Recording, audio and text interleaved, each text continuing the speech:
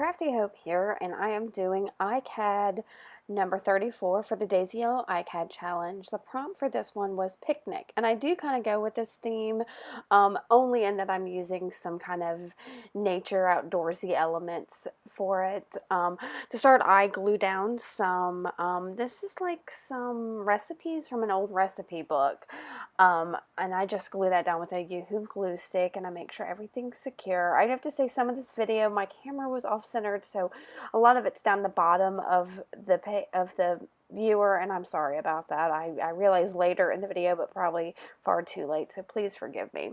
So I put down just a little bit of an acrylic paint. It's a Martha Stewart one in this olive green, and I really like it because it kind of is grassy and picnicky. So I use that, and then I used a paper napkin, you know what you use on a picnic. And this one's got a butterfly image on it, and I'm using fluid medium to put it down. Now I've already torn off all of the backing, so I just have a single layer of that napkin. And I'm making sure I put that fluid medium on the back and, well, on the front and or the top and the bottom of the napkin, so that it gives it that really neat transparent state to it. And I'm going over it a lot with my paintbrush to just make sure I've got that stuck down really good in there. I'm trying to tear the sides, but the tearing's not working, so I end up using my scissors to cut it. And again, I am sealing it really well with my paintbrush. So once it's good and dry, I've got a piece of like just scrapbook paper with these little flowers on it. Again, that kind of reminds me of outdoorsy and picnicky.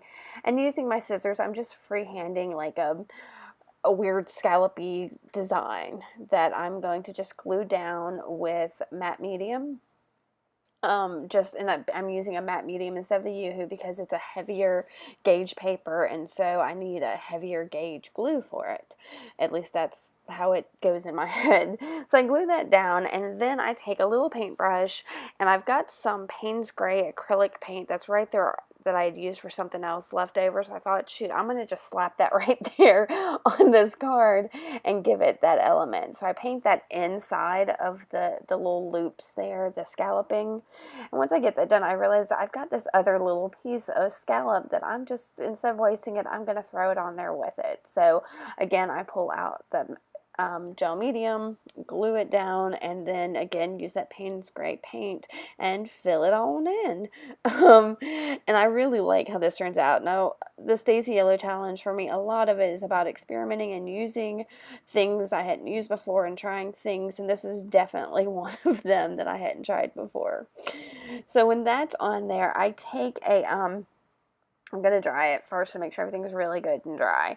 And then I'm going to take a Uniball Signo gel pen in white and doodle in first those bottom loops with just some little circles.